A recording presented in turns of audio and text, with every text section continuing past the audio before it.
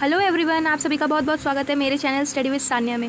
आज हम पढ़ने वाले आपकी हिंदी ए बुक का चैप्टर नंबर 1 विज्ञान में जीवन। तो ये हम पढ़ने वाले हैं इस पूरे पाठ में एपीजे अब्दुल कलाम के जीवन गाथा के बारे में कि इन्होंने किस तरीके से अपना जीवन में अपना लक्ष्य प्राप्त किया, इनके संघर्षों के बारे में आज हम पढ़ने वाले हैं। पूरा चैप्टर जो होने वाला है वो ये बचपन से शुरू करके अपने इनका जो जब ये बड़े हुए तो उसमें से ये बताएंगे कि किस तरीके से इन्हें विज्ञान से लगाव हुआ, इन्हें बचपन से ही विज्ञान से लगाव था और किस तरीके से ये जो है अपने विज्ञान के अपने जीवन में मतलब विज्ञान का जो जीवन है उसमें वे अपने आगे बढ़ते रहे। ये बहुत सारे संघर्षों से लड़े, ये बहुत बार हारे, परंतु इन्होंने अपना जो मोटिवेशन है, ठीक है, उसको खोया नहीं, वो आगे बढ़ते रहे। गलतियों से उन्होंने सीख प्राप्त की, जो सीख उन्होंने ली है वो सारी सीख वो यहाँ पे बताते हैं, ठीक है। तो कभी भी अपने संघर्षों से नहीं हारते, मेहनत करना कभी नहीं छोड़ते। तो ये सारी चीज़ें हम पूरा पढ़ने वाले हमारे चैप्टर विज्ञान में जीवन, ठीक है। सबसे पहले हम शुरू करेंगे लेखक परिचय से, क्योंकि इसमें से प्रश्न पूछे जाते हैं एग्जाम में, ठीक है।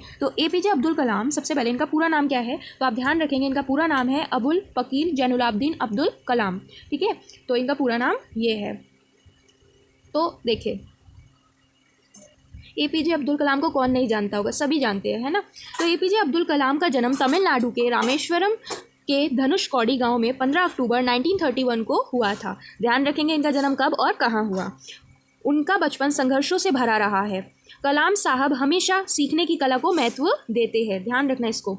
वह बचपन में अखबार बेचते थे क्योंकि उनके परिवार के पास ज़्यादा पैसे नहीं थे और ना ही उनके पिता जैनुलाब्दीन ज़्यादा पढ़े लिखे थे।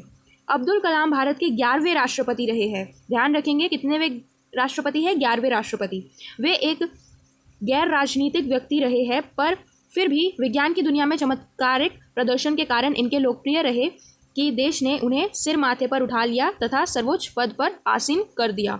तो ये जो है पॉलिटिशियन नहीं रहे, गैर राजनीतिक का मतलब है इनका कोई भी पॉलिटिक्स से पॉलिटिशियन इसका कोई इनका लेन देन नहीं था, परंतु इन्होंने विज्ञान के जीवन में इतना ज़्यादा लोकप्रिय कमाया कि लोगों ने इनको सर्वोच्च पद पे आसीन किया, ठीक है। वह वैज्ञानिक का राष्ट्रपति पद पर पहुंचना पूरे विज्ञान जगत के लिए सम्मान तथा प्रतिष्ठा की बात थी। यानी एक वैज्ञानिक, एक साइंटिस्ट के लिए राष्ट्रपति बनना, प्रेसिडेंट बनना बहुत ज़्यादा बड़ी बात थी, ठीक है, बहुत ज़्यादा प्रतिष्ठा की और सम्मान की बात थी। कहते हैं कि जो व्यक्ति किसी क्षेत्र विशेष में सर्वश्रेष्ठ प्रदर्शन करता है उसके लिए दूसरे क्षेत्रों में भी सब कुछ आसान और सहज हो जाता है। डॉक्टर कलाम इस बात को चरितार्थ करते हैं, ठीक है। तो मतलब अगर आप किसी एक क्षेत्र में बहुत अच्छे होते हो, बहुत ज़्यादा अच्छे होते हो, तो बाकी सब क्षेत्रों में भी आपके लिए रास्ते खुल जाते हैं। और ये बात डॉक्टर कलाम इस बात को बिल्कुल सत्य बताते हैं, ठीक है। भारत को अंतरिक्ष में पहुंचाने तथा मिसाइल क्षमता प्रदान करने का श्रेय डॉक्टर कलाम को जाता है। उनके द्वारा सफलतापूर्वक विकसित अग्नि और पृथ्वी जैसी बैलिस्टिक मिसाइलों के राष्ट्र की सुरक्षा को मजबूत प्रदान की है। डॉक्टर कलाम अविवाहित नागरिक रहे, यानी इन्होंने विवाह नहीं किया, और इनकी जीवन गाथा किसी रोचक उपन्यास के नायक की कहानी से कम नहीं है। चमत्कारिक प्रतिभा के धनी डॉक्टर कलाम का व्यक्तित्व इतना उन्नत है कि वे सभी धर्म, जाति एवं संप्रदायों के व्यक्ति नजर आते हैं। वे एक ऐसे सर्वस्वप्रिय भारतीय हैं जो देश के सभी वर्गों के लिए एक आदर्श बन चुके हैं। विज्ञान की दुनिया से होकर देश का प्रथम नागरिक बनना कोई कपोल कल्पना नहीं है। कपोल कल्पना यानी कोई मजाक की बात नहीं है, बल्कि यह एक जीवित प्रेरणार्थ की सत्य कथा है। डॉक्टर कलाम ने wings of fire, ignited minds, India my dream, scientist to president, my journey जैसी कई सुप्रसिद्ध पुस्तकें लिखी है। तो इन्होंने कई सारी पुस्तकें लिखी है, जिनमें से ये प्रसिद्ध पुस्तकें यहाँ पे लिखी मेंशन की गई है। 27 जुलाई 2015 को भारतीय प्रबंधन संस्थान IIM शिलोंग में व्याख्या यानी स्पीच देते हुए समय हृदय गति रुकने से अचानक उनका निधन हो गया। तो इनका निधन कैसे हुआ, ये जो है शिलोंग में अपना स्पीच दे रहे थे, उसी दौरान इनका जो है हृदय गति यानी कि हार्ट बीट रुक गई, जिसकी वजह से इनकी मृत्यु हो गई। कब, तो आप डेट ध्यान रखेंगे, ठीक है। तो हम शुरू करते हैं ये पार्ट, ठीक है। ये जो पार्ट है थोड़ा सा आप लोगों को मुश्किल लग सकता है, क्योंकि ये साइंस से रिलेटेड सब कुछ इसमें बोला गया है, ठीक है। कुछ चीज़ें हैं जो साइंस से रिलेटेड है पूरा, मतलब एपीजे अब्दुल कलाम एक साइंटिस्ट है, तो उनसे रिलेटेड जब वो लिखेंगे तो अपने साइंस से रिलेटेड वो जीवन के बारे में लिख रहे हैं, क्या क्या उन्होंने किया, तो उसमें थोड़ा सा आपको दिक्कत हो सकता है। लेकिन आप यहाँ पे लेक्चर को बहुत अच्छे से समझे, ठीक है, और अपनी टेक्स्ट बुक खोल के बैठे, तो उसमें आप देखना, पढ़ते पढ़ते जाना, आपको समझ आ जाएगा, ठीक है। बस रीड अच्छे से करना, और जहाँ जहाँ मैं बताऊँ कि इंपॉर्टेंट है उसको मार्क कर लेना अपनी बुक में, क्योंकि वहाँ से MCQ पूछे जा सकते हैं, ठीक है। क्योंकि हर एक लाइन इंपॉर्टेंट है, बिकॉज हर एक लाइन से MCQ मैम उठा के आपको दे सकती है। सन 1998 में भारत ने दूसरा परमाणु परीक्षण पोखरण में किया। तो ध्यान रखेंगे 1998 में भारत ने अपना दूसरा परमाणु परीक्षण कब किया? पोखरण में। ठीक है, मैं इसके विकास का एक महत्वपूर्ण हिस्सा था। मुझे विभिन्न सम्मान व उपाधियाँ दी गई। मैं यहाँ पे कौन है? एपीजे अब्दुल कलाम। एपीजे अब्दुल कलाम लिखते हैं और वो बताते हैं, है ना। तो कई वर्षों बाद तथा राष्ट्रपति के कार्यकाल के बाद भी एक उपाधि मेरे साथ रही, मिसाइल मैन। तो ये एमसीक्यू में पूछा जा सकता है कि मिसाइल मैन किसको कहा जाता है, तो आप ध्यान रखेंगे एपीजे अब्दुल कलाम को। तो वो कहते हैं कई वर्षों बाद भी, जब राष्ट्रपति का पद मेरा खत्म हुआ, कार्यकाल जो था खत्म हुआ, उसके बाद भी मेरे साथ एक पद रहा मिसाइल मैन का। इस नाम से बुलाए जाने पर मुझे अच्छा लगता है। यह विज्ञान जगत की शख्सियत की बजाय किसी बच्चे का कारनामा लगता था। इस देश की जनता ने कई बार मुझ पर अपार प्रेम और सम्मान की बारिश की है। मेरे लिए इंजीनियरिंग, रॉकेट और विज्ञान का क्षेत्र मेरी जीवन यात्रा की चरम सीमा को प्रकट करता है। इस यात्रा की शुरुआत उस समय लौट आता है जब मैं इतने पीछे की ओर जाकर सोचता हूँ। मैं अचंभित हो जाता हूँ, अचंभित यानी सरप्राइज हो जाता हूँ कि क्या ये मेरे साथ हुआ है। मतलब अब वो लिख रहे हैं, जब पुस्तक लिख रहे हैं तो वो अपनी सारे बचपन से लेके अब तक की बातें बताएंगे कि उन्होंने क्या क्या किया। तो जब वो उन बातों को सोच रहे हैं, लिखने के लिए जब वो बातों को सोच रहे हैं, तो वो अचंभित हो जा रहे हैं कि मतलब ये सब मेरे साथ हो गया। ऐसा होता है ना कि अगर मान लो तुम जब बड़े हो जाओगे, बहुत अच्छे कुछ बन गए, तुम्हें नियुक्ति मिल गई किसी बड़े अफसर के रूप में, किसी भी क्षेत्र में तुम जाते हो, बहुत अच्छी नौकरी तुम्हें मिल जाती है, तो तुम अब जब बचपन के बारे में सोचोगे, तो तुम जो भी करके आए हो स्ट्रगल्स अपने लाइफ में, तो तुम सोचोगे ये सब मेरे साथ हुआ है, मतलब कैसे, मैंने कैसे कर लिया। तो यही चीज़ सोच रहे हैं एपीजे अब्दुल कलाम। ठीक है, क्या यह किसी पुस्तक की एक कहानी है जिसे मैंने पढ़ा है? ये सभी बातें मुझे एक ऐसे इंसान बनाने की ओर ले जाती है जो वास्तव में विज्ञान का रास्ता चुनता है, जो उसे याद आ रहा है। वह नदी पर डेल्टा के छोर से की गई यात्रा है जो बहुत दूर धारा के बहाव में मुझे अंत तक पहुंचाती है। जैसे मैं एक छोटा लड़का हूँ और अपने जीवन के रास्ते की खोज करने की कोशिश कर रहा हूँ। तो जब वो अपनी पुस्तक लिखना शुरू करते हैं तो वो बताते हैं कि किस तरीके से उन्हें ये सब चीज़ें बहुत ज़्यादा सरप्राइजिंग लग रही है कि उनके साथ ये सब कुछ हुआ। उन्होंने इंजीनियरिंग की, रॉकेट, विज्ञान, इन सब के क्षेत्रों में इनका जो है यात्रा इन्होंने की और ये अपनी चरम सीमा में पहुँचे। इन सबसे बचपन से ही इनको लगाव था, इंजीनियरिंग से, रॉकेट से, विज्ञान जो है विज्ञान, इनसे इन्हें बचपन से ही लगाव था और इन्होंने जो है उस पर कड़ी मेहनत की। कड़ी मेहनत करने का फल था कि ये उसकी चरम सीमा में पहुँचे, ये साइंटिस्ट बन पाए। ठीक है, और साथ ही साथ ये प्रेसिडेंट भी बने। सभी लोगों ने बहुत इनको सम्मान दिया। ठीक है, प्रतिष्ठा इनकी बहुत ज़्यादा देश में बढ़ी। ओके, अब हम पढ़ते दूसरा पैराग्राफ। देखें, मेरा शिक्षा सही मायनों में रामेश्वरम को छोड़कर उच्च शिक्षा के लिए रामनाथपुरम जाने पर आरंभ हुई, जिसके विषय में मैंने पहले भी लिखा है। यानी पहले इनकी जो पुस्तिका इन्होंने लिखी होगी तो उनमें उन्होंने इन सब के बारे में लिखा है। ये पहली बार हुआ था जब मैं रामेश्वरम अपनी माँ और अन्य जान पहचान सुरभित घेरे से बाहर निकला था। मैं एक शर्मीला व छोटा कस्बाई लड़का था जो अधिक बोलने से डरता था। शॉर्ट्स हाई स्कूल में मेरी पहली बार विज्ञान के अजूबे से सामना हुआ जो मेरे दिमाग में उतर गया। यानी सबसे पहले आप ध्यान रखेंगे ये वाला स्कूल का नाम जहाँ पे इनका सबसे पहले विज्ञान यानी साइंस से सामना हुआ था। ठीक है, कहाँ पे? शॉर्ट्स हाई स्कूल में। और जो भी इन्होंने देखा वो उसके दिमाग में उतर गया, मतलब उन्हें समझ आ गया। इस स्कूल में एक अध्यापक आदरणीय यूदुराई सोलेमन थे जो उदार व खुले विचारों वाले थे और मेरे प्रतिभा से प्रभावित भी है।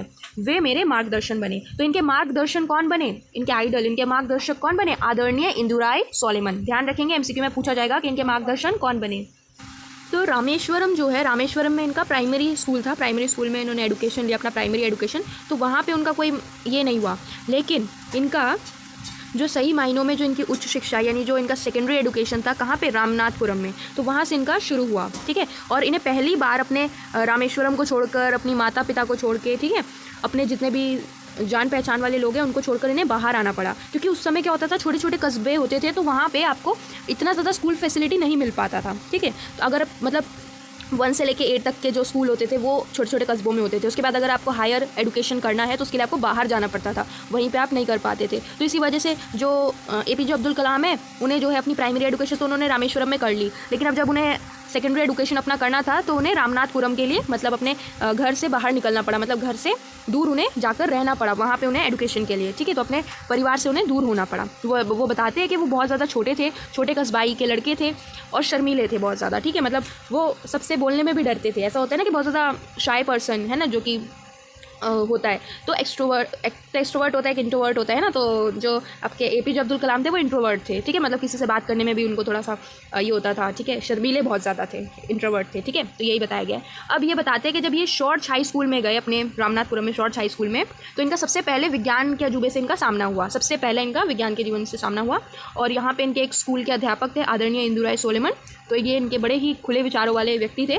और ये जो है APJ अब्दुल कलाम की जो प्रतिभा थी उससे बहुत ज़्यादा प्रभावित भी हुए और यही इनके मार्गदर्शक भी बने, ठीक है। तो MCQ में पूछा जाएगा। तो यहाँ पे आपका सेकंड पैराग्राफ आई होप आपको समझ आया होगा। पहले पैराग्राफ में क्या था? पहले पैराग्राफ में आपको समझाया गया कि जब वो पुस्तिका लिख रहे थे तो उन्होंने बताया बेसिकली कि जब वो अपने बचपन की दुनिया के बारे में सोच रहे हैं कि बचपन से लेकर अब तक जो भी उन्होंने किया, सब कुछ संघर्ष करे, तो वो सोच रहे हैं कि ये सब क्या मेरे साथ हुआ है? ये सब एक पुस्तिका के समान है कि मैं जैसे पुस्तिका पढ़ रहा हूँ किसी की, है ना, ये सब मेरे साथ हुआ है, मैं तो बहुत ज़्यादा अचंभित हो रहा हूँ। तो बस इतना था। और इसमें हमने देखा कि लोग, जो देश के नागरिक हैं, जो लोग हैं, वो उन्हें बहुत ज़्यादा प्रतिष्ठा, बहुत ज़्यादा सम्मान उन्हें देते हैं और उन्हें मिसाइल मैन के नाम से जाना जाता है। तो पहले वाले पैराग्राफ में सिर्फ इतना था। दूसरे वाले पैराग्राफ में भी सिर्फ इतना है कि इसमें बताया गया है कि वो रामेश्वरम को छोड़ के अपने रामनाथपुरम स्कूल में गए और वहाँ पे शॉर्ट्स हाई स्कूल था जहाँ पे उनका सबसे पहले विज्ञान के जीवन से सामना हुआ, ठीक है। और वहाँ पे एक अध्यापक थे, टीचर आदरणीय इंदुराय सोलेमन, ठीक है, जो कि भले ही खुले विचार वाले व्यक्ति थे और उनके मार्गदर्शक बने, ठीक है। अब तीसरे पैराग्राफ में आते हैं। मैं आकाश में पक्षियों की उड़ान देख मोहित हो जाता था और घंटों तक उनके उड़ान के अंदाज को तथा आकाश मार्ग में आगे बढ़ते रहने को देखता रहता था। तो ये बचपन से ही देख रहे हो आप किस तरीके से ये विज्ञान से किस तरीके से जुड़े हैं। मतलब ये सोचते थे कि पक्षियाँ किस तरीके से उड़ते हैं आसमान में, है ना, और किस तरीके से घंटों घंटों वो देखा करते थे कि आकाश में किस तरीके से सब मार्ग है, किस तरीके से वो उड़ रहे हैं, सब कुछ। मुझ में छोटी सी उम्र में ही उड़ान और उन पक्षियों में से एक होने की इच्छा जन्म ले चुकी थी। तो देख रहे हो आप, बचपन से इनमें वो इच्छा जन्म ले चुकी। एक दिन जब मैं उड़ान की भौतिक पढ़ रहा था, भौतिकी पढ़ना मतलब फिजिक्स ऑफ एयरक्राफ्ट, ठीक है, भौतिकी यानी भौतिक का मतलब फिजिक्स और उड़ान की भौतिकी माने एयरक्राफ्ट, ठीक है। तो फिजिक्स ऑफ एयरक्राफ्ट।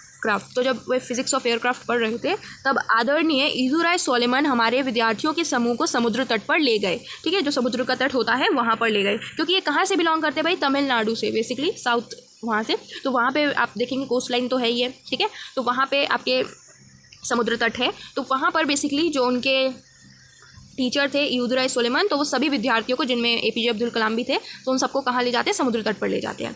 वहाँ वे हमें पक्षियों की ओर ध्यान देने के लिए कहते हैं और समुद्र के किनारे खड़े हो जाते हैं जहाँ लहरों के सारस और सिगालों की शोर सुनाई पड़ता है।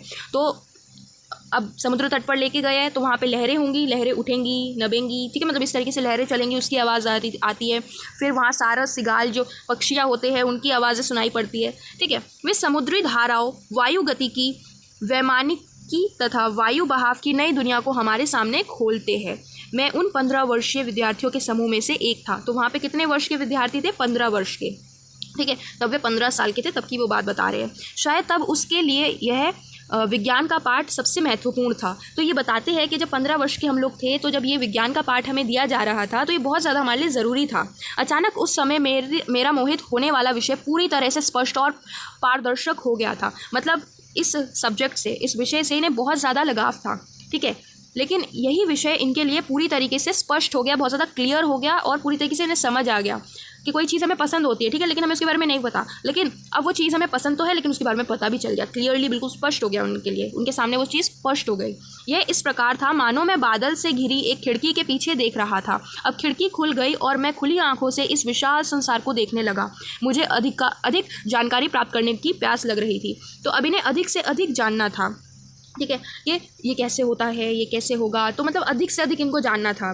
तो इसमें क्या होता है, आप देखेंगे पैराग्राफ 3 में बेसिकली क्या होता है कि एक दिन इनके जो इंदुराय सोलेमन थे, इनके आदरणीय टीचर, तो ये इनको कहाँ ले जाते हैं? इन सभी विद्यार्थियों को समुद्र तट पर ले जाते हैं और वहाँ पर ये पक्षियों की उड़ान के बारे में बोलते हैं कि अच्छे से आप लोग देखें कि किस तरीके से जो पक्षियाँ है वो उड़ती है, किस तरीके से गति करती है, ठीक है। अच्छा, जो आपका आकाश है, आपकी जो हवा है, उसमें कोई भी चीज़ उड़ेगी तो कैसी गति है, किस तरीके से उड़ रही है, उसका क्या सिस्टम है, वो सब कुछ ऐसा समझाने के लिए उन्हें लेकर गए थे, ठीक है। तभी वहाँ पर पता चलेगा। तो वहाँ पर APJ अब्दुल कलाम कहते हैं कि जो चीज़ मुझे बहुत पसंद थी, जो अच्छी लगती थी, वो अब मेरे सामने पूरी तरीके से खुल चुकी थी, मेरी आंखों के सामने वो दिख रही थी, स्पष्ट हो गई थी, ठीक है। आई होप आपको समझ आया होगा।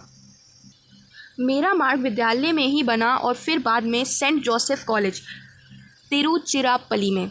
यानी कि अब इनका जो ये बताते हैं कि जो साइंस का जो दुनिया है, तो ये साइंस की दुनिया में इन्होंने कदम अपने विद्यालय के जीवन से ही रख दिया था, ठीक है। और फिर उसके बाद ये जाते हैं कौन से कॉलेज जाते हैं? Saint Joseph college. ध्यान रखना कहाँ पर है? तिरुचिरापल्ली में, ठीक है। वहाँ कई प्रकार के सुनहरे अवसर मेरा इंतजार कर रहे थे। तो अब देखो यहाँ पे हमने इनकी स्कूल लाइफ के बारे में पढ़ लिया, ठीक है। पहले पैराग्राफ्स में स्कूल लाइफ के बारे में हमने पढ़ लिया। अब ये आ गए सेंट जोसेफ कॉलेज में, ठीक है। अब यहाँ से पढ़ते हैं हम। मैंने पहले ही सोच लिया था कि मुझे अपना दिमाग और आंखें खुली रखनी है, अपने दिमाग को दुरुस्त व केंद्रित करना होगा, ठीक है। यानी फोकस, केंद्रित माने फोकस करना होगा। देखो अब ये साइंस पढ़ रहे हैं और साइंस कोई ऐसा बच्चों वाला खेल तो है नहीं। अब पढ़ोगे, इंजीनियरिंग कर रहे हैं तो अब उसमें हमारा दिमाग हमेशा खुला होना चाहिए और हमारी आंखें हमेशा खुली होनी चाहिए। दिमाग पूरा तरीके से दुरुस्त एक्टिव होना चाहिए और केंद्रित एक जगह पे फोकस होना चाहिए हमारे दिमाग का, तभी हम उसको समझ पाएंगे। यहाँ मेरे रास्ते में कुछ भी ऐसा नहीं होगा जिसे मैं सीख कर नहीं कर सकता, ठीक है। सारी चीज़ें ऐसी है कि जिसको हम सीख लें तो हम वो कर सकते हैं। जब सेंट जोसेफ में प्रोफेसर चिन्नादुरई और प्रोफेसर कृष्णमूर्ति ने उप परमाणु भौतिक की संकल्पना बताई, तब मैंने पहली बार संसार के इस छुपे हुए विषय के बारे में और हमारे चारों ओर इसके शरण हो जाने पर सोचना आरंभ कर दिया, ठीक है। तो ये दो प्रोफेसर थे इनके सेंट जोसेफ कॉलेज में। तो इन्होंने जब एक सब्जेक्ट मतलब इन्हें पढ़ाया टॉपिक, तो ये उन्होंने उसके बारे में सोचना शुरू किया। मैंने पदार्थों के अर्ध जीवन काल और रेडियोधर्मी क्षय के बारे में जानना और एकाएक संसार उन ठोस निश्चितताओं से परे नज़र आने लगा जिनसे वह बना हुआ था, यानी एटम्स, ठीक है, न्यूक्लियर, प्रोटॉन, इलेक्ट्रॉन, ये सब के बारे में। मैं विज्ञान एवं आध्यात्मिकता के द्वैत भाव की ओर भी सोचने लगा। विज्ञान और आध्यात्मिकता यानी कि आपका साइंस और आपका रिलीजन, ऐसा टाइप। क्या यह सब एक दूसरे से अलग थे जैसे वे दिख रहे थे? अगर उप परमाणु अंश का स्तर अस्थायी और विघटित हो जाता है तब यह सब मानव जीवन की अवस्था से कैसे दूर किया जाता है? विज्ञान ही समस्त प्राकृतिक घटनाक्रम का उत्तर दे सकता है और ये आध्यात्मिकता ब्रह्मांड की सूचिका समूची संरचना में हमारे स्थान को समझाने में हमारी सहायता करती है। तो बताते हैं कि जो भी हमारे प्रकृति में जो भी चीज़ घटित हो रही है, चाहे अर्थक्वेक आ रहे हैं, वोल्केनोज है, ठीक है, आसमान में पक्षी उड़ रहे हैं, सितारे हमें दिखाई दे रहे हैं, तो जो भी है प्रकृति में जो भी चीज़ है उन सब का उत्तर हमें किससे मिल पाएगा? हमारे विज्ञान से, साइंस हमें उसका उत्तर दे पाएगा, ठीक है। तो वो बताते हैं, जब कोई व्यक्ति गणित और सूत्रों के ठोस निश्चित स्वरूप को देखता है, यही आध्यात्मिकता अनुभूति के मन को उदार बनाकर एवं व्यक्ति के स्व के भीतर गहराई में उतारकर ऐसा करती है। यहाँ मुझे मेरी विज्ञान की दुनिया पिताजी के आध्यात्म की दुनिया में समीपता नज़र आने लगती है कि इनके विज्ञान की दुनिया और इनके पिताजी की दुनिया, ये दोनों में आपको मतलब इनको जो है क्या दिखाई देता है? इनको पास पास उन्हें दिखाई देता है, ठीक है। सूत्र का मतलब होता है फॉर्मूला और गणित आप जानते ही है, मैथमेटिक्स, ठीक है। तो ये सब बारे में सोच रहे हैं और बता रहे हैं विज्ञान के बारे में, ठीक है। मैं तिरुचिरापल्ली से एरोनॉटिक्स इंजीनियरिंग की पढ़ाई के लिए MIT मद्रास प्रौद्योगिक संस्थान गया। तो अब इनकी पढ़ाई जो है अपने सेंट जोसेफ कॉलेज जो था इनका, वहाँ पे कंप्लीट हुई। इन्होंने वहाँ से क्या किया? Aeronautics engineering. तो एरोनॉटिक्स इंजीनियरिंग इनकी कंप्लीट हो गई उसकी पढ़ाई, और उसके बाद ये कहाँ गए? MIT में, MIT मद्रास प्रौद्योगिक संस्थान में ये वहाँ पर गए, वहाँ पे आगे की पढ़ाई कंटिन्यू करने के लिए। यहाँ काम में ना लाए जा रहे 2 विमान रखे थे। तो जहाँ पे ये जाते हैं MIT में, तो वहाँ पे 2 विमान रखे हुए थे, यानी आपके उड़ान वाले एरोप्लेन्स रखे हुए थे जो काम नहीं करते, जो उड़ते नहीं हैं।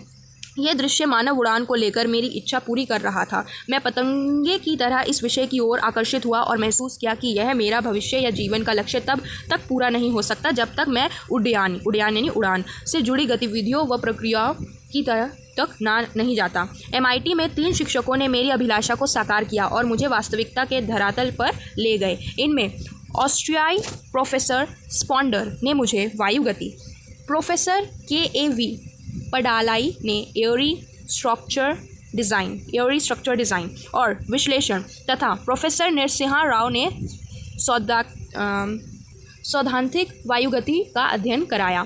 तो अब इसमें क्या बताया गया आपके इस वाले पैराग्राफ में कि जब ये तिरुचिरापल्ली जो था इनका, यहाँ से इन्होंने अपनी एरोनॉटिक्स इंजीनियरिंग की पढ़ाई कंप्लीट करी, ठीक है, कॉलेज की, और उसके बाद ये गए MIT में जाकर इनको दिखाई दिए 2 विमान, और वहीं से इनके जो मानव उड़ान का जो था वो दृश्य इनका साकार हुआ। मतलब इन्होंने सोचा, इनको ये विषय बहुत ज़्यादा आकर्षित लगा, ऐसा लग रहा था कि पतंगों की तरह आसमान में उड़ रहे हैं, और इन्होंने सोचा कि इनके भविष्य और जीवन का लक्ष्य यही पूरा हो सकता है। और ये कहते हैं कि जब तक मैं उड़ान के बारे में जुड़ी जो गतिविधियां हैं उनको अगर नहीं समझता तब तक मैं नहीं वास्तविकता में उड़ान भर सकता। तो मुझे सीखना पड़ेगा, मुझे उन गतिविधियों को जानना पड़ेगा। बिना उड़ान की गतिविधियों को समझे मैं इसके तह तक इसके आगे नहीं बढ़ पाऊँगा। तो वहाँ पर उन्हें 3 प्रोफेसर्स मिले, 3 अध्यापक मिले जिन्होंने उस चीज़ को अध्ययन कराया, उन चीज़ों का, उड़ान के गतिविधियाँ जो है उससे जुड़ी, तो उनका अध्ययन करवाया। तो आप देखेंगे आपके प्रोफेसर, ये देखो ऑस्ट्रियाई प्रोफेसर थे प्रोफेसर स्पॉन्डर, इन्होंने इन्हें वायु गति का मतलब क्या है, वायु गति यानी हवा में किस तरीके से कोई भी चीज़ उड़ान भरती है उसके बारे में समझाया। फिर प्रोफेसर KAV पंडलाई थे, जिन्होंने इन्हें एयरी स्ट्रक्चर डिज़ाइन के बारे में बताया कि किस तरीके से हवा में अगर कोई भी चीज़ें उड़ानी है तो उसका स्ट्रक्चर कैसा होना चाहिए, उनसे रिलेटेड उसका विश्लेषण किया, उसके बारे में बताया।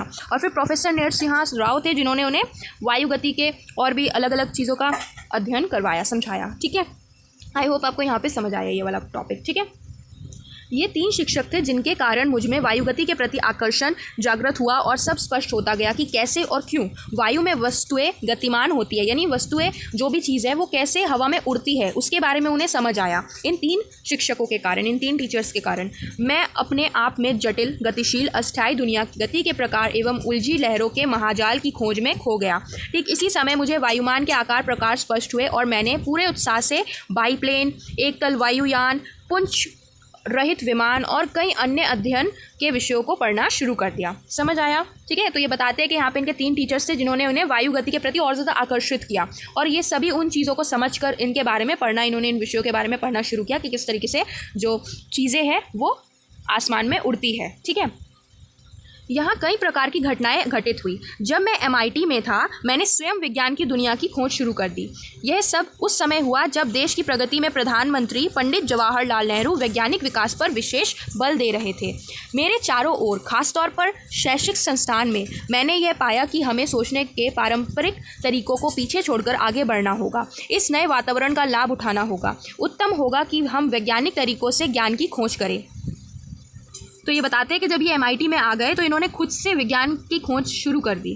ठीक है, और बताते हैं कि जब उस समय की बात है ये, जब पंडित जवाहरलाल नेहरू थे हमारे प्रधानमंत्री, तो वो भी साइंस की दुनिया में वैज्ञानिक विकास में विशेष बल दे रहे थे कि सबको विज्ञान के वैज्ञानिक इसमें आना चाहिए। ठीक है, खास तौर पर चारों शैक्षिक संस्थानों में उन्होंने ये पाया कि हमें अपने सोचने के तरीके पे बदलाव लाना पड़ेगा। उस समय लोग कैसे पुराने ख्यालों में रहते थे, पुरानी सोच थी उनकी, तो वो कहते हैं कि हमें पुरानी पारंपरिक जो सोच है उसको छोड़कर आगे बढ़ना पड़ेगा, तभी हम कुछ चीज़ों को सीख पाएंगे, तरीकों को ढूंढ पाएंगे, वैज्ञानिक तरीकों की ज्ञान को हम खोज पाएंगे। तभी हो पाएगा जब हम अपने जो पारंपरिक सोच है, वो पुरानी सोच है, उसको छोड़कर आएंगे आगे। ठीक है, मैं रामेश्वरम के धार्मिक वातावरण में पला बड़ा था, इसलिए मेरे लिए ऐसा करना बहुत कठिन था, बल्कि मैं विज्ञान और आध्यात्मिकता के बीच अनिवार्य अभिन्नता के सूक्ष्म एहसास को साकार रूप देने का प्रयास करने लगा। मैं यहाँ नहीं मानता कि प्रत्यक्ष संवेदी धारणा ही केवल सच्चाई और ज्ञान का स्रोत है। मैं यह जान पाया कि अध्यात्म के क्षेत्र में वास्तविक सच्चाई सांसारिक उपकरणों पर आधारित होती है और सच्चा ज्ञान अपनी आंतरिक खोज का अंश है। यानी सच्चा ज्ञान हमें कब प्राप्त होगा? जब हम अंदर से खोज करेंगे अपने। अब मैं अधिक से अधिक किसी अन्य प्रकार की दुनिया का हिस्सा बनता जा रहा था जो प्रमाणों, परीक्षण और सूत्रों से प्रभावित थी। प्रमाणों का मतलब होता है रिजल्ट, परीक्षण का मतलब होता है खोज करना या एक्सपेरिमेंट करना, और सूत्र यानी फॉर्मूले। तो जैसे कि ये बता रहे हैं कि अब ये दुनिया दूसरी में जा रहे हैं, मतलब दूसरी दुनिया का हिस्सा बन रहे हैं, यानी विज्ञान की दुनिया का वो हिस्सा बन रहे हैं जहाँ पे वो अपने एक्सपेरिमेंट करेंगे, उसका रिजल्ट आएगा, उसके फॉर्मूले बनेंगे। तो इस तरीके से, ठीक है, तो वो कहते हैं कि वो एक छोटे कस्बे से आए हैं, वो एक धार्मिक दुनिया से आए हैं और उनके लिए ये सब कर पाना थोड़ा सा कठिन है। ठीक है, ये सब साइंस, विज्ञान, इन सब से जाना इसके लिए थोड़ा सा कठिन है, पर फिर भी ये जो है जानते हैं, कहते हैं कि ये सब करना जो है ज़रूरी है, और विज्ञान और आध्यात्मिकता के बीच ये जो है एहसास कराना चाहते हैं, साकार करना चाहते हैं इस चीज़ को कि ये दोनों जो है एक ही चीज़ है, एक ही सूक्ष्म, एक ही चीज़ से बनकर आई है। ठीक है, आखिरकार मैं MIT मद्रास प्रौद्योगिक संस्थान में इंजीनियरिंग की डिग्री के साथ बाहर निकला। तो इनकी जो डिग्री थी कहाँ पे? MIT में जो इनकी डिग्री थी, ये इंजीनियरिंग की डिग्री इनकी पूरी हो गई। तो हमने क्या क्या पढ़ा? हमने देखा कि सबसे पहले प्राइमरी एजुकेशन इन्होंने किया, ठीक है, उसके बाद ये सेकेंडरी एजुकेशन के लिए बाहर गए थे पढ़ने के लिए, अपने घर से इनको दूर रहना पड़ा, ठीक है। उसके बाद ये कॉलेज, सेंट जोसेफ कॉलेज में इनका एडमिशन हुआ। सेंट जोसेफ के बाद ये MIT में आए अपनी डिग्री लेने, और MIT की डिग्री भी इनकी आज यहाँ पे कंप्लीट हो गई, इंजीनियरिंग की डिग्री जो थी इनको मिल गई, ठीक है।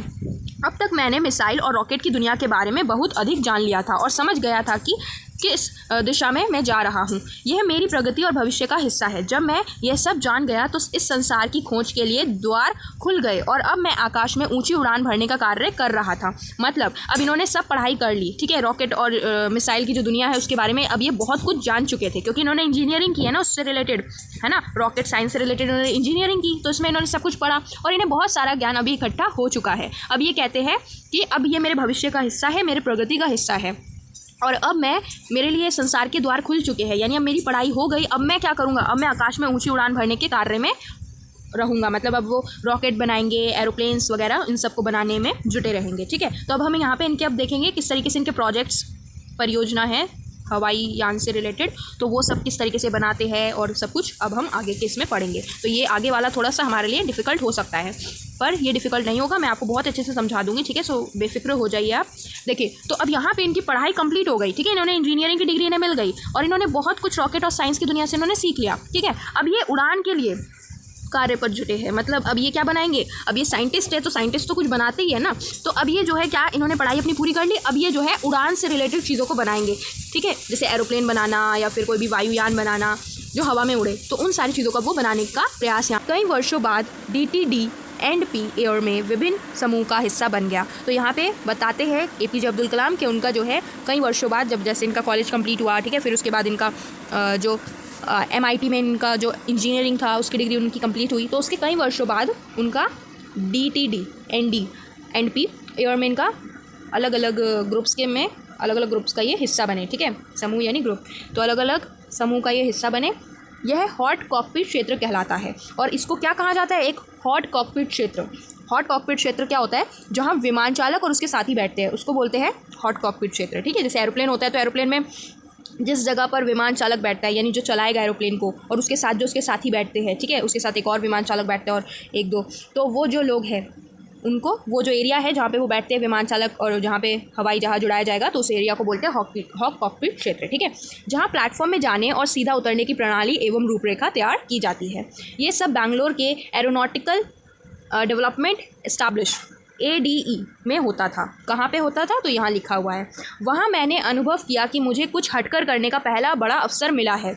वह मेरे करियर को उन्नत व विकसित करने का महत्वपूर्ण समय था। तो ये जो है बताते हैं कि यही वो जगह थी जहाँ पे वो कुछ हटकर कर सकते थे अपना काम, और यहीं से वो अपने करियर को और ज़्यादा उन्नत और विकसित कर सकते थे। ठीक है, NDE में मैंने प्रारंभिक अध्ययन भूमिगत दक्षता सामग्री पर किया। ठीक है, तो NDA में उन्होंने सबसे पहला प्रारंभिक अध्ययन क्या किया, भूमिगत दक्षता सामग्री। ठीक है, इस प्रकार एक स्वदेशी हॉवर क्राफ्ट प्रोटोटाइप आवर्ती ग्राउंड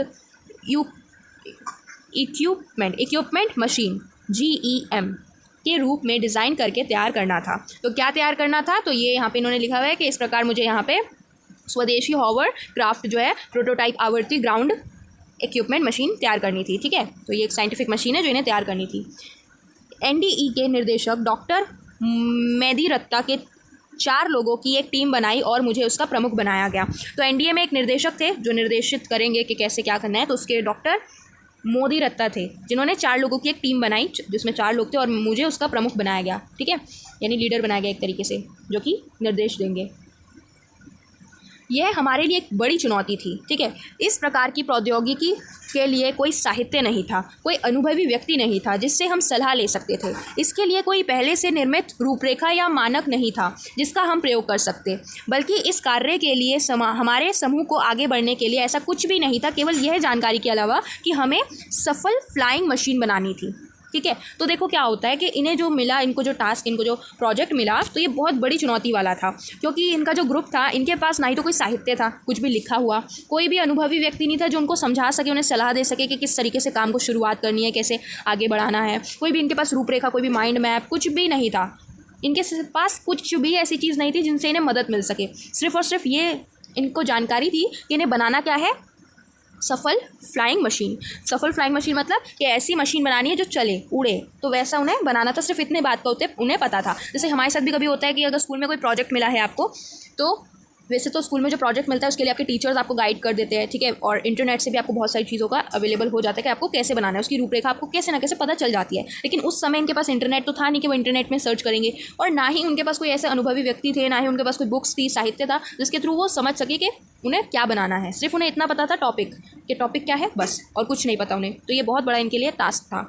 उन्हें अकेले विमान उड़ाने की अनुमति कैसे दी जा सकती है। परियोजना माने प्रोजेक्ट, परियोजना को पूरा करने के लिए हमें 3 वर्ष दिए गए। तो ये परियोजना जो इन्हें फ्लाइंग मशीन बनानी थी, सफल फ्लाइंग मशीन, तो इनके लिए इसको कितना टाइम मिला, मतलब कितने दिनों का समय मिला इन्हें, 3 वर्ष। इनको पूरे 3 वर्ष मिले कि 3 वर्ष में 3 साल का तुम्हें समय मिलता है, तुम्हें ये बना के तैयार करना है, ठीक है। और ये जो मशीन बनाना था तो उसका 3 साल क्यों मिला, क्योंकि ये कोई ऐसा बच्चों का खिलौना तो है नहीं, है ना भाई, तो इसलिए बहुत बड़ी चीज़ है, तो उसको बनाने में 3 वर्ष उनको समय दिया गया। हमने पहले के कई महीने अपने कदम जमाने की कोशिश में ही लगा दिए।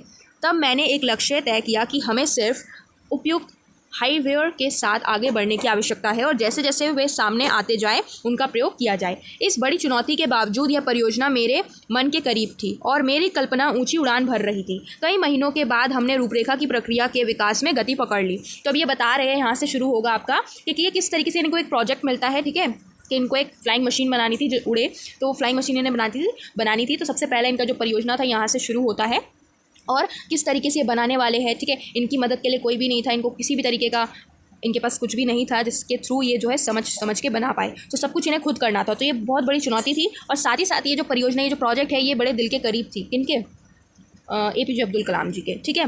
तो इन्होंने कई महीने लगाकर इन्होंने एक माइंड मैप रूपरेखा तैयार किया इस प्रक्रिया को विकसित करने का, ठीक है। तो यहाँ पे हमें बेसिकली समझना है कि किस तरीके से इन्हें एक परियोजना मिलता है फ्लाइंग मशीन का, जो कि इन्हें बनाना था, और कैसे करके ये बनाते हैं, क्या होता है इसमें, ये सफल होंगे या नहीं होंगे, तो यही हम जानने वाले हैं, ठीक है।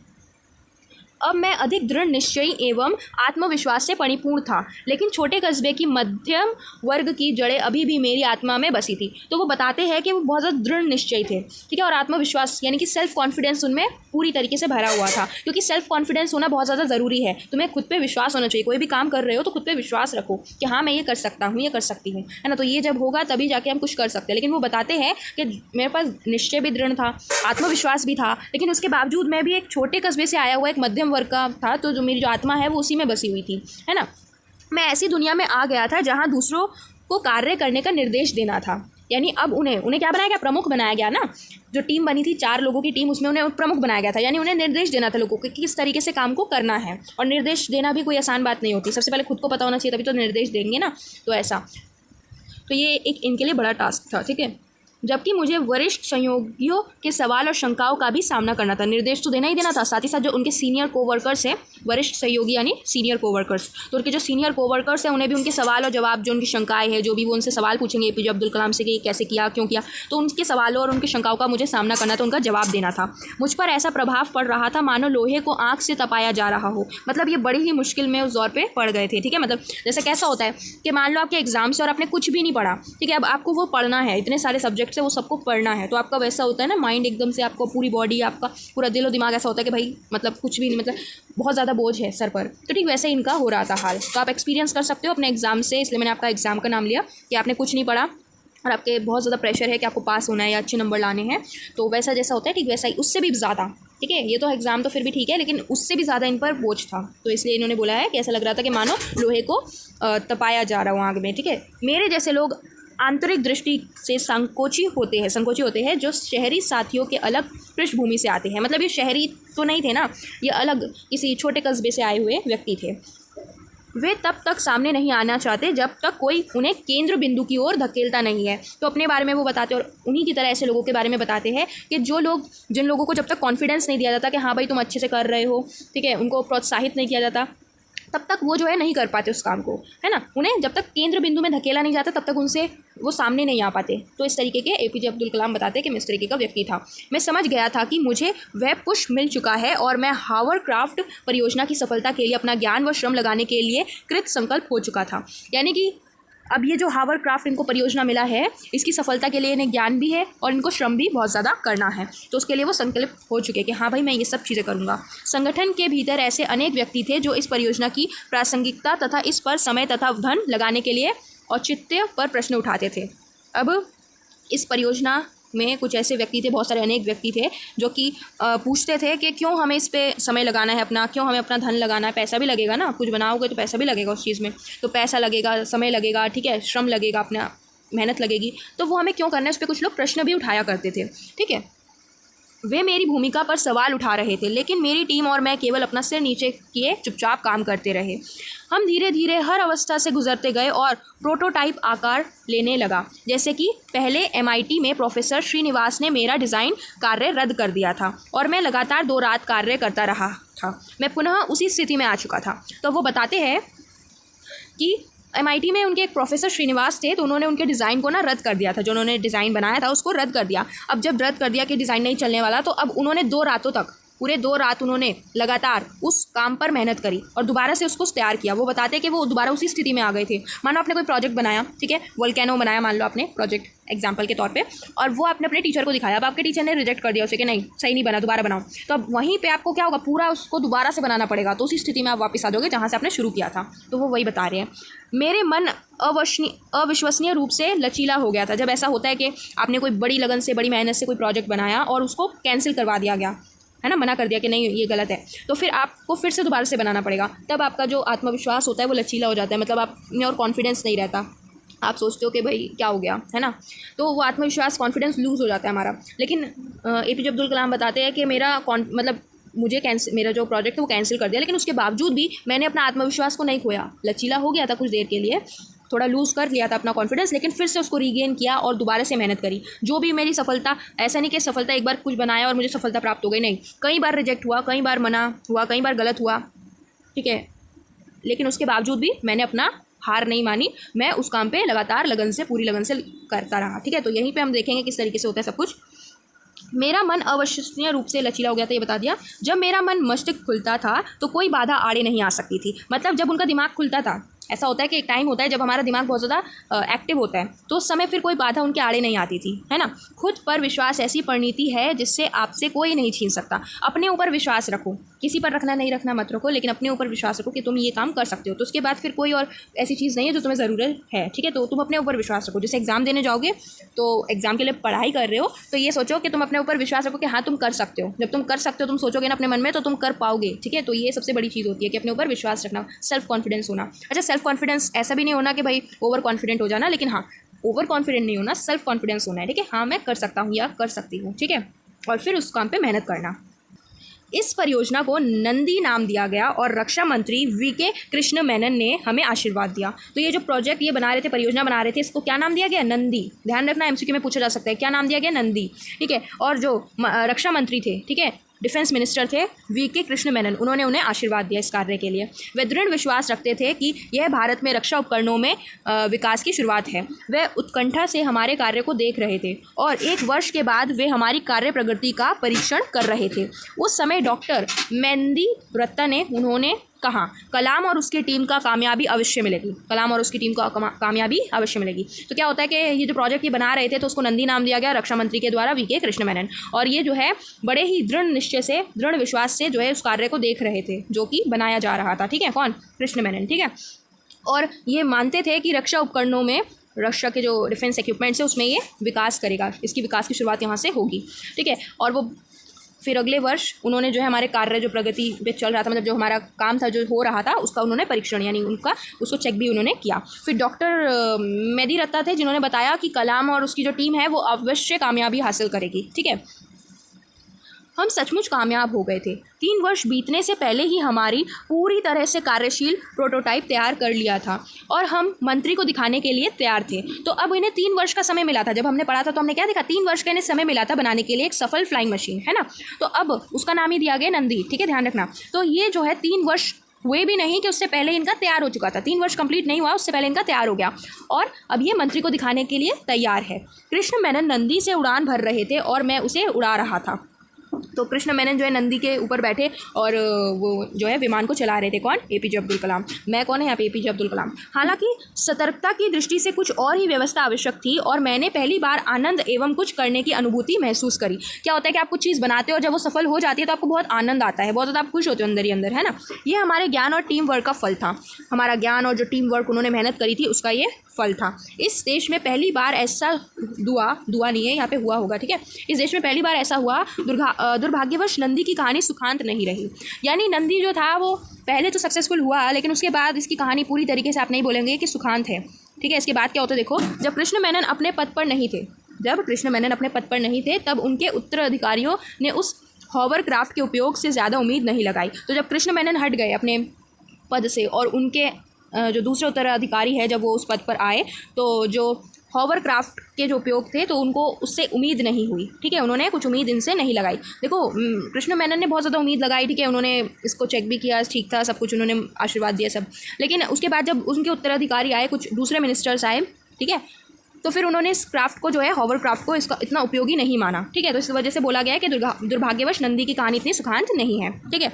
वह विवादास्पद विषय बन गया और अंततः वह परियोजना बंद हो गई, इस परियोजना को बंद करवा दिया गया, ठीक है, बहुत ज़्यादा इसमें विवाद हुए, बात हुई और उसके बाद इसको बंद कर दिया गया। यदि इस धरती पर कोई मुझे उतार कर तथा दिखाता कि कभी कभी आकाश ही हमारी सबसे ऊपरी सीमा नहीं होती, तो यह कटु सबक मिलता कि अक्सर आपसे भी ज़्यादा बड़ी ताकत होती है जो आपके काम को अंजाम देती है। मुझे अन्य सबक यह मिला कि कुछ क्षेत्रों में मैं प्रभावित नहीं कर सकता, परंतु मैं निश्चित रूप से भरसक प्रयास करता और अपनी पूरी क्षमता से करता, और कौन जानता है कि हमारे कार्यक्रम का क्या फल मिलेगा। तो यहाँ पे देखो वो बताते हैं कि कोई भी जो भी वो प्रोजेक्ट बनाते हैं, जो भी उसमें सफलता मिली या नहीं मिली, तो उनसे उन्हें एक सबक मिलता जो कि हर किसी को लेना चाहिए। जो भी आप काम करते हो अपने लाइफ में, और कभी अगर आप हारते हो उस काम में, फेल होते हो, तो आपको उस चीज़ से सबक लेना चाहिए, ठीक है, सबक लेना बहुत ज़्यादा ज़रूरी है। जिस तरीके से एपीजे अब्दुल कलाम बताते हैं कि मुझे क्या क्या सबक मिले, ठीक है, तो आपको भी वैसा लेना चाहिए, ठीक है। और उस कार्य में आपको ऐसा नहीं कि आप फेल हो गए, किसी चीज़ में आप नहीं कर पाए, तो ऐसा नहीं कि उस काम को छोड़ दो, मेरे से नहीं होगा तभी फेल हो गए, नहीं, उस काम अगर तुमसे नहीं हुआ, उसमें फेल हो गए, तो दोबारा उसको ट्राई करो, करते रहो करते रहो करते रहो, देखना सफल हो जाओगे। तो ऐसा ही वो बताते हैं, हमें लगातार मेहनत करनी चाहिए और पता नहीं कब इसका फल कब मिल जाए, है ना, ये वो बताते हैं। मैं अभी भी नंदी की निराशा से उबरने का प्रयास कर रहा था, तो वे बड़े निराश थे नंदी के प्रोजेक्ट से कि मतलब वो सफल नहीं हो पाया, तो उस चीज़ से वो थोड़े से निराश थे, दुखी थे। घटनाक्रम के परिणाम स्वरूप TIFR Tata institute of fundamental research के प्रोफेसर MGK मेनन इसे देखने आए तथा इसके बारे में सवाल पूछे। अंततः मैं रॉकेट इंजीनियर के रूप में इनकॉस्पर में काम करने लगा और मुझे डॉक्टर विक्रम साराभाई के मार्गदर्शन में काम करना था, ठीक है। तब क्या होता है, इसके बाद ये परियोजना तो हो गई नंदी वाली। अब वो बताते हैं कि मुझे TIFR में एक प्रोफेसर थे AMGK, इन्होंने जो है मेरा जो है कार्य देखा और as a rocket engineer APJ Abdul Kalam जो कि एक रॉकेट इंजीनियर थे, तो उसके जो रॉकेट इंजीनियर थे तो उसके इनकॉस्पर में उनको काम करने का मौका मिला और उनके मार्गदर्शक कौन रहे, विक्रम साराभाई, वहाँ पे उनके मार्गदर्शक विक्रम साराभाई रहे, ठीक है। इनकॉस्पर के बाद मैं इसरो में गया, तो इनकॉस्पर में इन्होंने काम किया, उसके बाद ये कहाँ गए, इसरो में, ठीक है।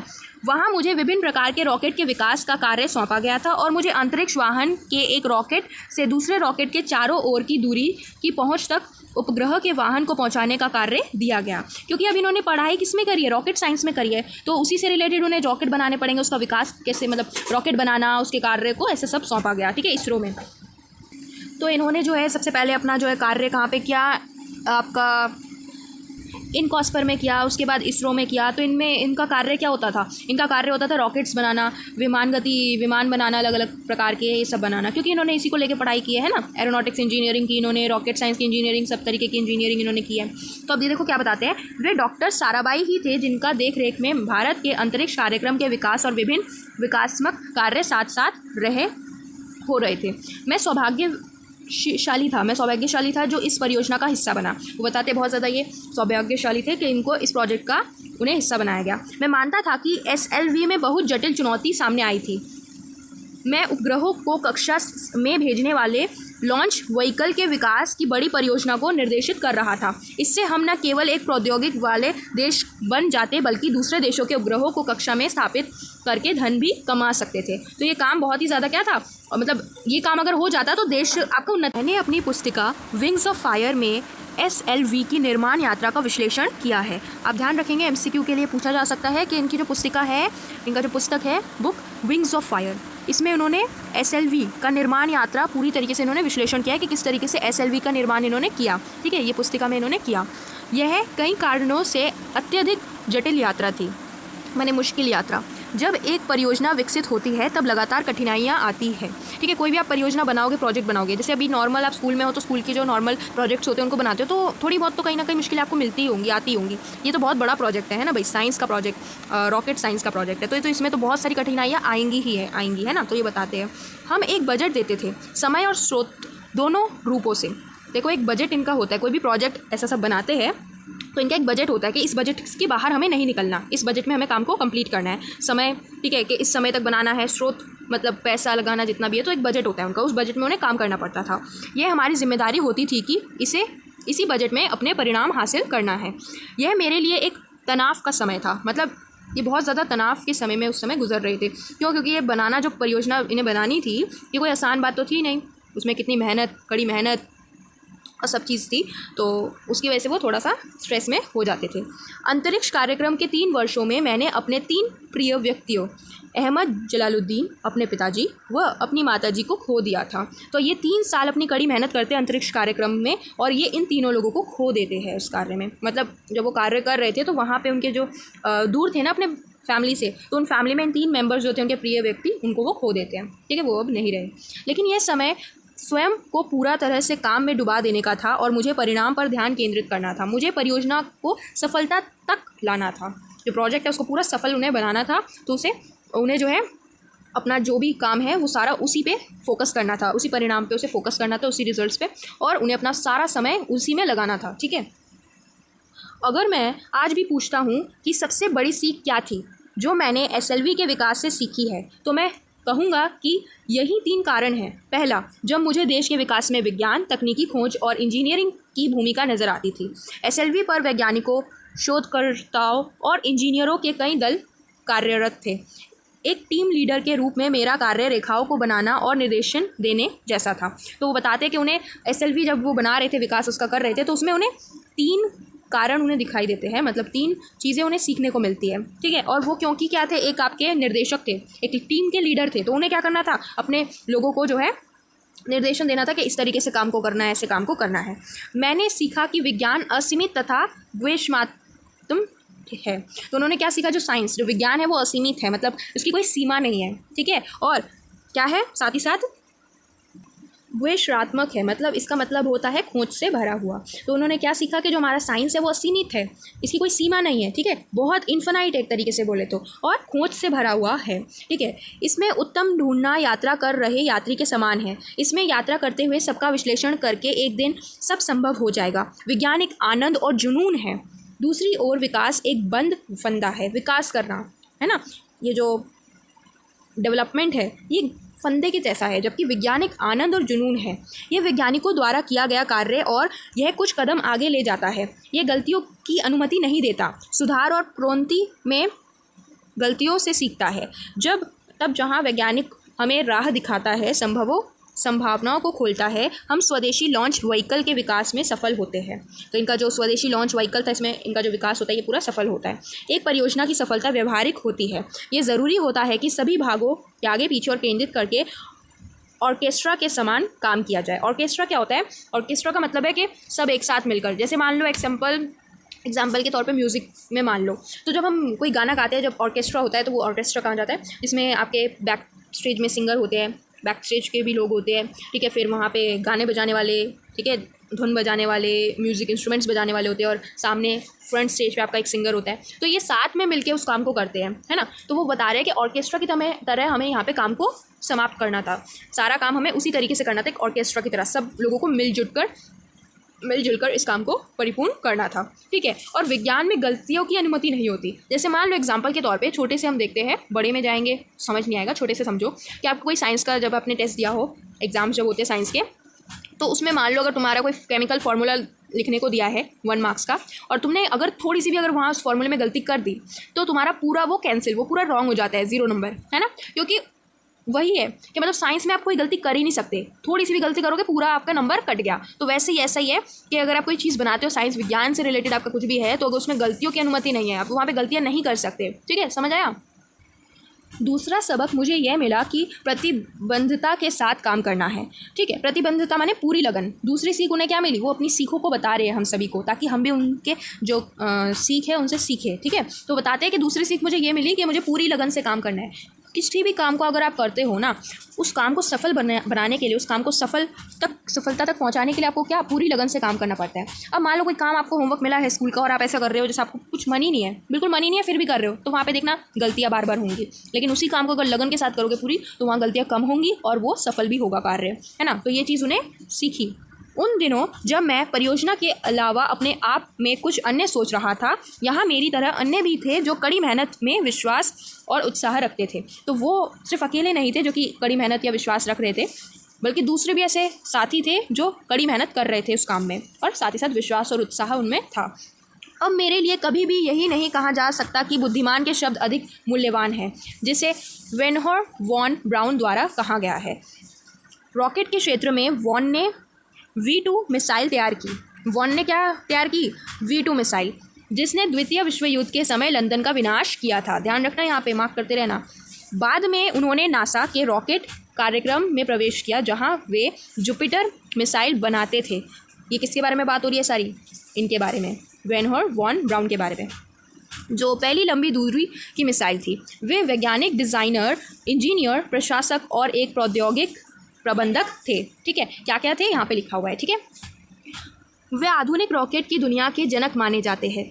MCQ के लिए मार्क कर लेना, इंपॉर्टेंट है, ध्यान रखना। MCQ में पूछा जा सकता है कि किन को आधुनिक रॉकेट की दुनिया का जनक माना जाता है, तो आपका उत्तर क्या होगा? वेनहोर वॉन ब्राउन। ठीक है, जब वे भारत आए, मुझे उनके साथ उस समय उड़ान भरने का सौभाग्य प्राप्त हुआ। तो जब ये विदेश के हैं ना, तो जब ये भारत में आए तो अब्दुल कलाम कहते हैं कि उन्हें उनके साथ उड़ान भरने का सौभाग्य प्राप्त हुआ। जब मैं उन्हें लेने चेन्नई गया और थुम्बा तक साथ रहा, तो उन्हें चेन्नई लेने वो गए, जब भारत आए तो वो चेन्नई में आए तो उनको लेने गए थे, और थुम्बा तक वो उसके साथ रहे।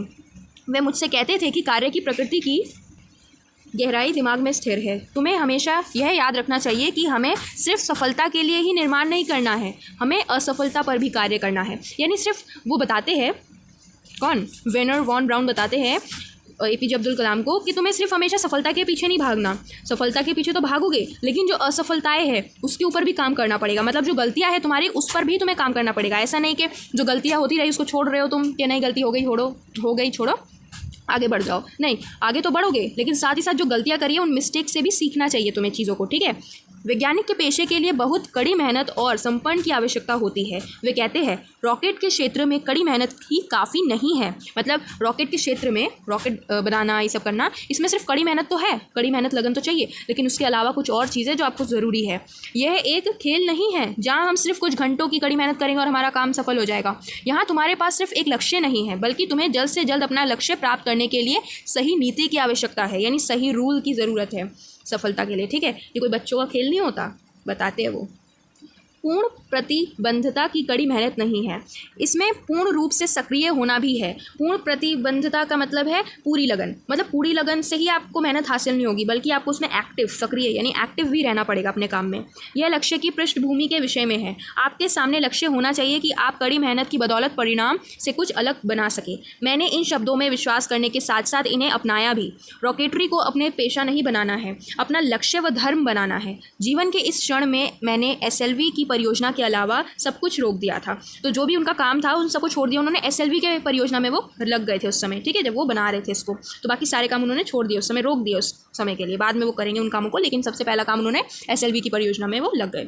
मैंने तनाव पर काबू पाना सीख लिया था। जो स्ट्रेस है उस पर काबू पाना बहुत ज़्यादा ज़रूरी होता है। कि मान लो जैसे हम एग्ज़ाम देंगे, अभी एग्ज़ाम्स हमारे आने वाले हैं, तो उस समय बहुत ज़्यादा स्ट्रेस होते हैं, बिकॉज हमें बहुत ज़्यादा पढ़ाई करनी पड़ती है। तो अब स्ट्रेस होना एक अच्छी बात नहीं है, उस पर हमें काबू पाना भी आना चाहिए। तो वही बताते हैं APJ अब्दुल कलाम कि मैंने तनाव पर काबू पाना सीख लिया था।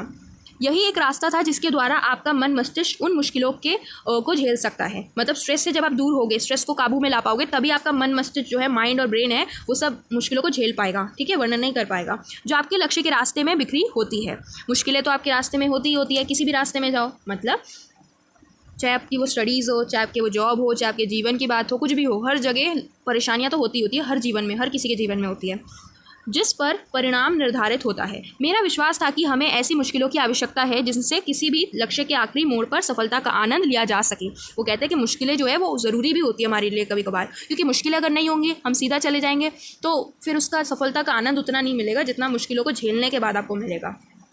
सही ही बात उन्होंने कही है कि अगर मान लो कोई भी चीज़ आपको बिना किसी चीज़ के मिल जाती है, मान लो आपने अपने पापा से कहा आज कि मुझे आईफोन ला दो, और उन्होंने नॉर्मली ला के दिया, तो आपको फिर उस चीज़ का इतना खुशी नहीं होगी। कि जिस चीज़ के लिए आप क्या करोगे, आपने जो है अपनी कड़ी मेहनत करी, पढ़ाई करी, फिर आपने अच्छी नौकरी करी, नौकरी नहीं करी, बिजनेस करा, जो भी करा, तो उसमें आपने मेहनत करी, और मेहनत करने के बाद जब आपको वो पैसा मिला और उससे आपने ख़रीदा वो चीज़, तो आपको उससे ज़्यादा खुशी और शायद किसी और चीज़ में ना हो। ठीक है, तो सफलता का आनंद तब मिलता है जब आप मुश्किलों से जूझ के आगे बढ़ते हो। ठीक है, यह SLV परियोजना मुझे तीसरा सबक की ओर ले जाती है। तो यहाँ पे हम देख रहे हैं किस तरीके से उन्हें चीज़ें सीखने को मिलती है ना। पहला सबक देखा, दूसरा सबक माने सीखना, सीख मिलना। तो अब तीसरा सबक वो क्या कहते हैं, जो हमें बाधाओं के साथ संबंध स्थापित करके और सीखने योग्य बनाती है। मतलब बाधाओं से हमारा संबंध बनता है और उससे हमें सीखने को कुछ मिलता है। ये ज्ञात तथ्य है कि SLV 3 का पहला प्रायोगिक परीक्षण एक दुर्घटना में परिणत हो गया था और लॉन्च व्हीकल समुद्र में गिर गया था।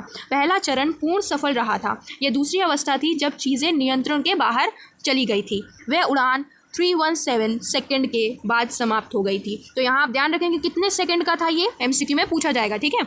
पैलेट के साथ चौथी अवस्था को मिलाकर व्हीकल समुद्र में टकराने के बाद बिखरकर श्रीहरिकोट में 560 किलोमीटर तक चला गया था। तो अब यहाँ पे वो SLV की परियोजना के बारे में बताते हैं इस पैराग्राफ में कि SLV की परियोजना से मुझे तीसरी सबक ये मिलती है कि कई बार बाधाओं के साथ आपको संबंध स्थापित करना पड़ता है, उससे आपको सीखने भी ज़रूरी है। तो मेरे को ज्ञात है, ये बात याद है कि हमारा जो SLV 3 का जो पहला प्रयोगिता जो हुई थी परीक्षण, वो दुर्घटना की वजह से परिणत हो गया, ख़राब हो गया। मतलब दुर्घटनावश वो ख़राब हो गई, मतलब गिर गई, ठीक है। ये जो SLV 3 था, पहला जब लॉन्च हमने किया था वो तो ठीक था, लेकिन जब दूसरा चरण आया तो वो सारी चीज़ें नियंत्रण के बाहर चली गई थी, ठीक है। वो जो व्हीकल था, लॉन्च व्हीकल, वो समुद्र में जाकर गिर गया, ठीक है। और जो उड़ान थी वो कितने सेकंड की थी, सिर्फ मात्र 317 सेकंड की ये उड़ान थी। उसके बाद वो फिर नीचे गिर गया, ठीक है। और चौथी अवस्था को मिलाकर व्हीकल समुद्र के टकराने के बाद बिखरकर पूरी तरीके से चूर होकर कहाँ गिर गया, श्रीहरिकोट में 560 किलोमीटर तक चला गया था। इस तरीके से दुर्घटना हो गई इसके साथ, SLV के साथ। तो यहाँ पे आप देख रहे हो किस तरीके से वो बता रहे हैं कि जो भी उन्होंने परियोजना करी, इतनी कड़ी मेहनत करी उनमें, तो उन्हें सफलता कहीं ना कहीं नहीं मिली। तो अब ये जो सफलता नहीं मिली, तो ऐसा नहीं कि वो चुप होकर बैठ गए कि भाई मेरे से तो नहीं हो रहा, बल्कि वो उस चीज़ पे जो गलतियाँ उन्होंने की है, दोहराई है, उसको वो दोबारा ना दोहराए और उस पर उन्होंने काम किया अपनी गलतियों पर, और अपने लक्ष्य को पाने के लिए उन्होंने जी जान से मेहनत करी, ठीक है। वो हारे नहीं कि भाई मैं तो नहीं कर पा रहा, मैं नहीं करूँगा, नहीं, उन्होंने लगातार मेहनत करी। तो वही चीज़ वो हमें भी सिखाना चाह रहे हैं कि यहाँ पे जो इनकी परियोजना थी वो सफल नहीं हुई, लेकिन फिर भी वो अपनी मेहनत उन्होंने ख़त्म नहीं करी, रोक नहीं दी, ठीक है।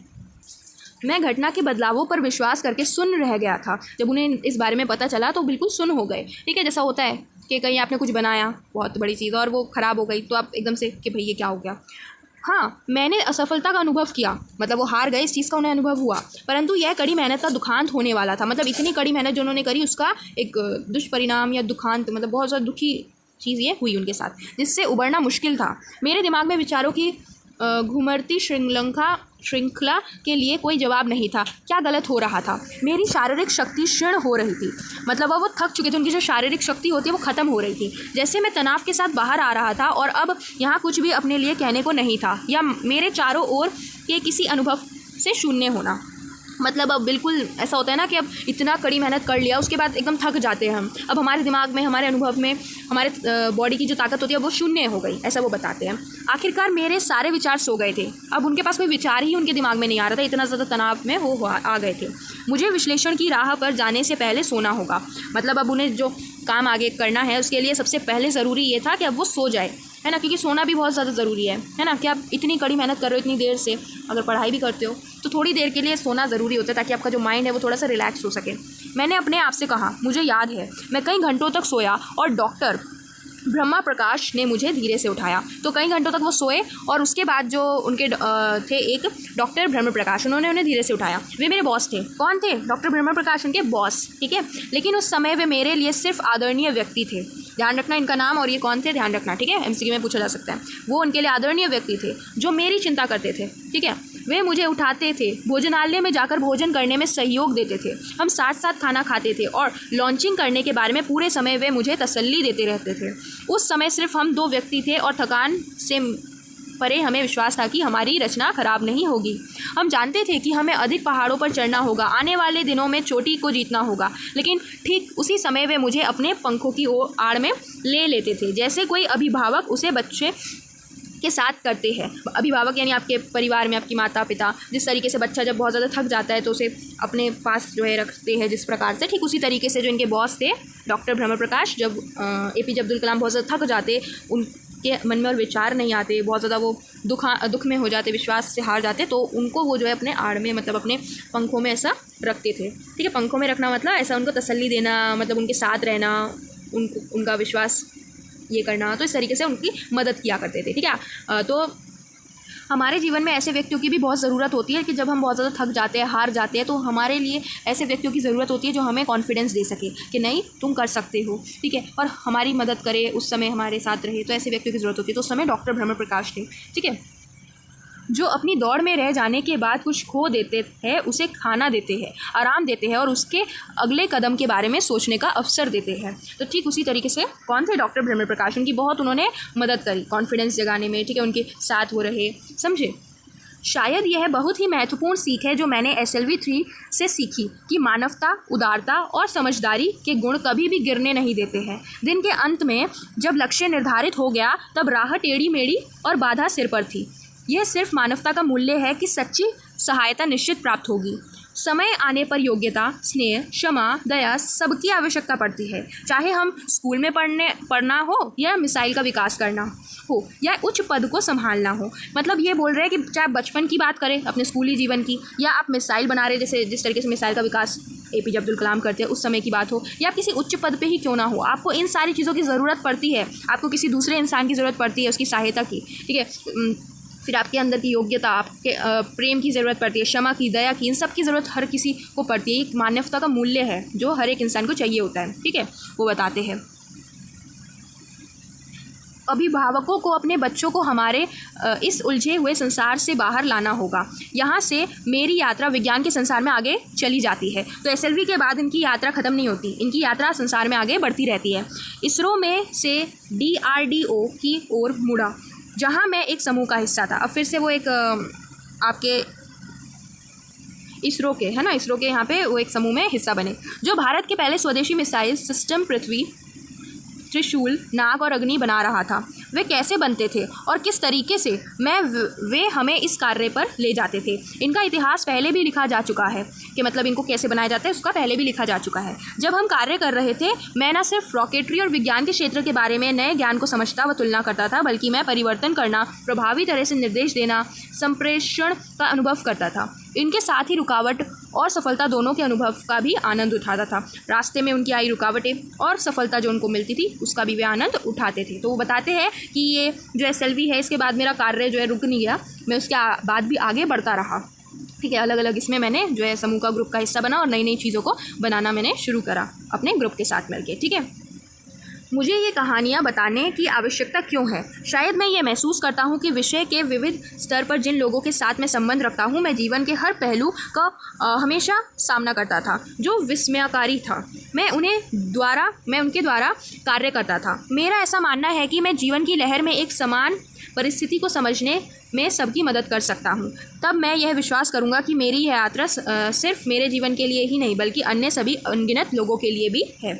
और इस चीज़ को वो एक गीत के माध्यम से प्रस्तुत भी करते हैं। देखो, वो बताते हैं कि ये जो कहानियाँ वो बता रहे अपने जीवन की, वो उनकी आवश्यकता क्या है उन्हें बताने की। तो वो सोचते हैं कि वो बताते हैं कि ये सिर्फ मेरे जीवन की यात्रा नहीं है ना, और मैं विश्वास करता हूँ कि मैं तभी सफल हो पाऊँगा जब ये अनगिनत लोगों के लिए भी मेरी जो जीवन यात्रा है वो यूज़फुल हो। मतलब अनगिनत लोग हैं जो उनकी तरह बनना चाहते हैं, ठीक है, अनगिनत लोग हैं जो कि उन जैसा बनना चाहते हैं, उनकी तरह उन्हें भी मुश्किलात उन्हें झेलनी पड़ती है। तो उस समय में अगर वो APJ अब्दुल कलाम की बातें को सुनेंगे, उनके जीवन गाथा के बारे में सुनेंगे, तो उनको भी थोड़ा हौसला आएगा, है ना। तो वो उन अनगिनत लोगों के बारे में सोचते हुए इस कहानी को लिखते हैं और बताते हैं। तो बेसिकली जो भी हमने अभी तक पढ़ा उससे हमें क्या सीखने को मिलता है, इनकी जीवन गाथा से हमें क्या सीखने को मिलता है। तो बेसिकली हमें ये पता चलता है कि हमें संघर्षों से हारना चाहिए, ठीक है, कभी भी हार नहीं माननी चाहिए, कठिनाइयों से सीख लेनी चाहिए बल्कि, और अपने जीवन में आगे बढ़ते रहना चाहिए। समझ गए?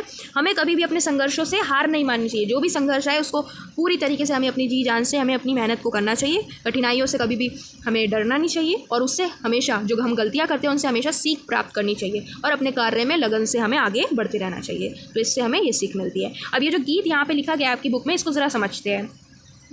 इस धरती पर मैं विशाल कुआं, मेरी जगत पर खड़े होकर न जाने कितने बाल गोपाल शांत जल सी दिव्यता मुझसे खींचते हैं, विश्व के कण कण को अनंत करुणा से सींचते हैं।